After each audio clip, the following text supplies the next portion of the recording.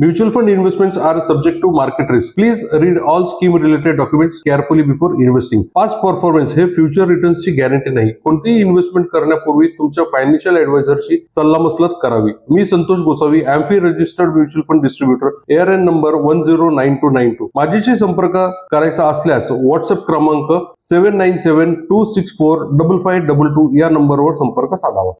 Last weak मध्ये आपण एक व्हिडिओ केला होता, त्याच्यामध्ये आपण डिस्कस केलं होतं की एक कपल आलं होतं आणि 50 लाख रुपये त्यांनी जर फिक्स डिपॉझिट ठेवलं तर त्यांना काय पर्याय अवेलेबल आहे आणि तेच फिक्स डिपॉझिटच्या ऐवजी जर त्यांनी तेच पैसे जर म्युच्युअल फंड मध्ये इन्व्हेस्टमेंट केले तर त्यांच्याकडे काय होऊ शकतं. 50 लाख रुपये जर गुंतवायचे असतील तर कुठे गुंतवावे, फिक्स डिपॉझिट मध्ये गुंतवावेत का म्युच्युअल फंड मध्ये गुंतवावेत, याच टॉपिक वरती मी एक व्हिडिओ बनवला होता लास्ट वीक मध्ये आणि त्या व्हिडिओला सगळ्यात चांगली व्ह्यूअरशिप मिळाली, तर त्याबद्दल मी सगळ्यात पहिले धन्यवाद मानतो तुमच्या सगळ्यांचे. मित्रांनो, त्याच व्हिडिओ पाहून मला एका क्लायंटने फोन केला आणि मला सांगितलं की सर, तुम्ही म्हणताय की 50 लाख रुपये मध्ये तुम्ही म्युच्युअल फंड मध्ये इन्व्हेस्टमेंट केली तर तुम्हाला एवढे आकडा होईल आणि तुम्ही हेच पैसे जर फिक्स डिपॉझिट मध्ये केले तर आम्हाला एवढे पैसे मिळतील, पण शेवटी काही जरी केलं तरी म्युच्युअल फंड मध्ये शेवटी रिस्क ही येतेच.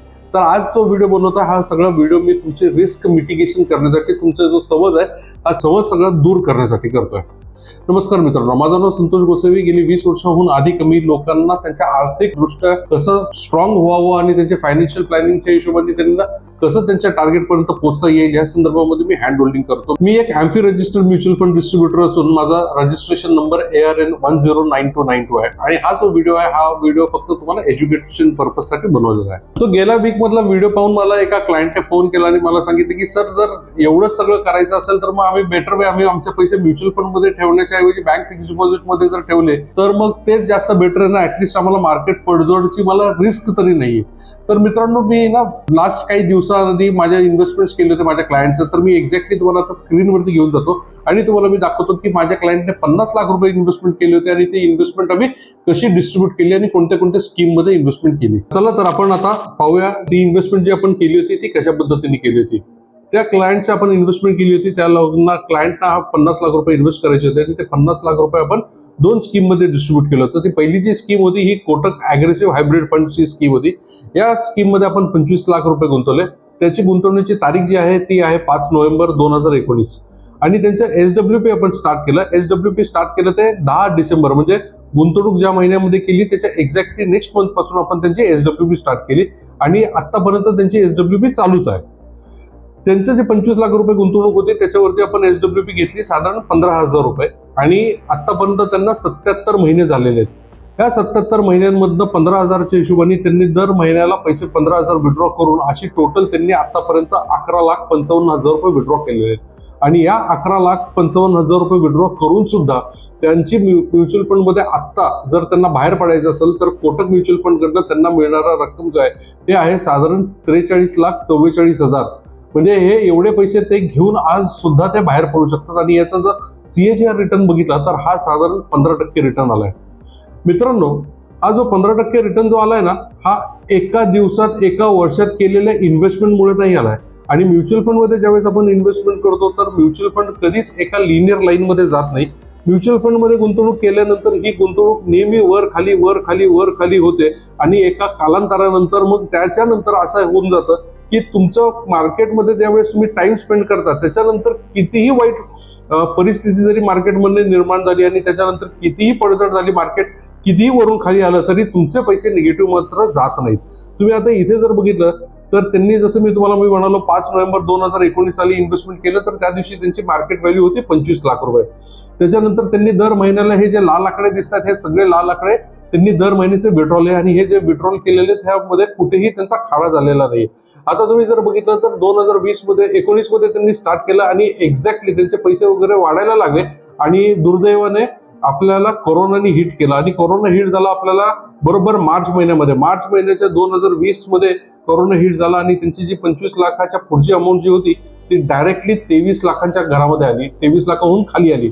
त्याच्यानंतर असंच चालत राहिलं आणि त्याच्यानंतर पुढचे 2-3 महिने त्यांचे आकडे कमी होत गेले. ते आकडा अगदी 20 लाखाच्या खाली सुद्धा आला, 19,72,000 रुपयापर्यंत पण आला. त्याच्यानंतर तो 21 लाख झाला, 22 लाख झाला, असा करत परत तो वाढत गेला आणि त्याच्यानंतर तो आकडा परत ज्यावेळेस 25 लाख आला तर ऑलमोस्ट नोव्हेंबर म्हणजे 1 वर्षापर्यंत त्यांना तो आकडा मायनस राहिला. पण मायनस झाल्यानंतर तो ब्रेक इव्हनला यायला त्याला एक्झॅक्टली 1 वर्ष लागलं.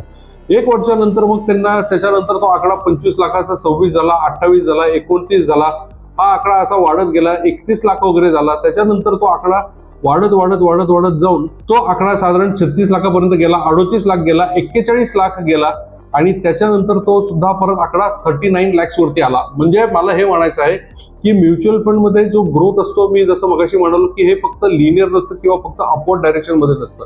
आणि आता हे जे सांगितलं हे मी टोटल तुम्हाला सांगितलं. आणि आज जर तुम्ही बघितलं तर आज सुद्धा या कस्टमरने जर पैसे विड्रॉ केले तर आज सुद्धा त्यांचे टोटल ह्याच्यातनं 43,44,000 म्हणजे साधारण 44 लाख रुपये आज जर त्यांना हवं असेल तर ते घेऊन बाहेर पडू शकतात. सायमल्टेनियसली आपण त्यांचे जे 50 लाख रुपये गुंतवले होते हे फक्त एका स्कीम मध्ये नव्हते गुंतवले, दुसऱ्या पण आपण स्कीम मध्ये गुंतवणूक केली आणि याच पद्धतीने गुंतवणूक केली. त्याच्यामध्ये आपण त्यांचे 25 लाख रुपये गुंतवणूक केली आणि सगळं बाकीचं सेमच आहे. त्याच्यामध्ये सुद्धा त्यांना 77 महिने झाले, त्याच्यामध्ये सुद्धा त्यांनी 15,000 रुपये विड्रॉ केले आणि त्यांनी विड्रॉ करताना टोटल रक्कम सुद्धा 11,55,000च विड्रॉ केली. पण आज या स्कीम मधनं जर त्यांना बाहेर पडायचं असेल तर त्यांना आज याच्यामध्ये मिळतील 36,63,000 आणि कोटकमध्ये आपण जे बघितले ते साधारण 43,45,000 रुपये. मित्रांनो, ह्या दोन्ही आकड्याचा जर बघितलं तर युटीआय मध्ये जर त्यांचा रिटर्न बघितला तर रिटर्न हा पडला साधारण 12.5% आणि कोटकमध्ये जो इन्व्हेस्टमेंटचा रिटर्न पडला हा 15% पडला. आता जसं मी तुम्हाला म्हणालो तर आपण ऍव्हरेज जर बघितलं तर ह्याचा ऍव्हरेज रिटर्न हा साधारण 12-12.5%च्या घरातच जातो. आणि जर तुम्ही ह्याच्यातनं आज जरी बाहेर पडलात तरी तुमच्याकडे आज ऑलमोस्ट दोन्हीचा आकडा मिळून तुमच्याकडे 80 लाख रुपये आहेत. मला एका क्लायंटने विचारलं की सर फिक्स्ड डिपॉझिट मध्ये झालं इन्व्हेस्टमेंट ही केली असती तर काय झालं असतं. तर मित्रांनो, जर हाच सगळा आकडा आपण तसंच ठेवला आणि जर ही रक्कम आपण जर फिक्स्ड डिपॉझिट मध्ये ठेवली असते आणि 7%च्या हिशोबाने जर आपण ग्रो केली असते आणि 6 वर्षांमध्ये ते आकडा किती झाला असता तर साधारण 75 लाख किंवा 77 लाख रुपये झाला असता. तुमच्या 50 लाख रुपयाचा 77 लाख रुपीज मध्ये कन्व्हर्जन झालं असतं, जे आज इथे 80 लाख रुपये तुमचे दिसतात. आता तुम्ही म्हणणार की हे 3च लाखाचा फरक आहे, मग या 3 लाखासाठी मी एवढं डोक्याला टेन्शन का घेऊ. मित्रांनो, गंमत तिथे नाहीये. गंमत इथे आहे की जे 11.5 लाख रुपये एका फंड मधनं विड्रॉ केले आहेत तसंच दुसऱ्या फंड मधनं 11.5 लाख विड्रॉ केले. या दोन्ही 11.5 जर आपण टोटल बघितलं तर 23 लाख रुपये ऑलरेडी त्यांनी विड्रॉ केलेले आहेत. आणि हेच जर 23 लाख रुपये आपण आजच्या त्यांच्या 80 लाखाला जोडले तर हेच 80 लाखांमध्ये 23 लाख ऍड केल्यानंतर याची व्हॅल्यू 1 करोड क्रॉस होऊन जाते. मित्रांनो, तुम्हाला हे पाहायचं आहे की तुमचे पैसे फक्त तुम्हाला सेफ ठेवायचे आहेत का. कारण जर तुम्ही तुमच्या पैशांचं व्याज बँकेतनं जर विड्रॉ नसेल केलं तर ते पैसे तुमच्या कंपाऊंडिंग वरती इफेक्ट होतात आणि कंपाऊंडिंग वरती चक्रवाढ व्याज त्याला मिळतं. त्या व्याजावर व्याज मिळून मग ते 50 लाखाची व्हॅल्यू साधारण 75-77 लाख होते. इथे सुद्धा तेच झालेलं आहे. पण इथे तुम्हाला गुंतवणूक केल्यानंतर जो रिटर्न मिळालेला हा सगळा तुमचा नेट रिटर्न आहे. कारण ह्या रिटर्न वरती शेवटी टॅक्स कॅल्क्युलेशन जेव्हा होईल तेव्हा होईल, पण तो टॅक्स कॅल्क्युलेशन तर तुम्हाला फिक्स्ड डिपॉझिट मध्ये सुद्धा लागेल. मित्रांनो, म्हणून मी तुम्हाला म्हणालो की गुंतवणूक करताना पहिले हे बघायचं आहे की आता तुमची गुंतवणूक तुम्हाला फक्त सेफ ठेवण्यासाठी करायची आहे का तुम्हाला पैसे वाढवण्यासाठी. मित्रांनो, आज सुद्धा मला लोक विचारतात की सर ठीक आहे, मग आम्ही यांना एक काम करतो, आम्ही त्या इन्व्हेस्टमेंटमध्ये गुंतवणूक करू का, किंवा आज सुद्धा ती बेस्ट स्कीम आहे का, किंवा आज जर मला वन टाइम इन्व्हेस्टमेंट करायची असेल तर मला SWP करायची असेल तर बेस्ट स्कीम सांगा. मित्रांनो, असं कधी नसतं. बेस्ट स्कीम असं काही प्रकार एक्झिस्ट करत नाही मार्केटमध्ये. तुम्हाला जर गुंतवणूक करायची असेल तर तुमचं पहिलं ऍसेट अलोकेशन नीट घेतलं पाहिजे. तुमचे एक्झिस्टिंग इन्व्हेस्टमेंट जे आहेत त्या इन्व्हेस्टमेंट तुमच्या ऍसेट अलोकेशनची मार्क आहेत का नाही हे बघितलं पाहिजे. तुमचं रिस्क ॲपिटाईट काय आहे हे बघितलं पाहिजे. आणि या सगळ्या गोष्टींसाठी मी तुम्हाला इन्व्हाइट करतो. एक फ्री ऑफ कॉस्ट मध्ये तुम्ही माझ्याबरोबर डिस्कशन करू शकता. तुम्ही दिलेल्या नंबरवरती माझ्या टीमशी संपर्क साधू शकता. ते तुमची आणि माझी मीटिंग घडवून आणू शकते. आणि असेच फक्त कुठले तरी व्हिडिओ ऐकून तुमच्या गुंतवणुकीचे निर्णय घेत जाऊ नका.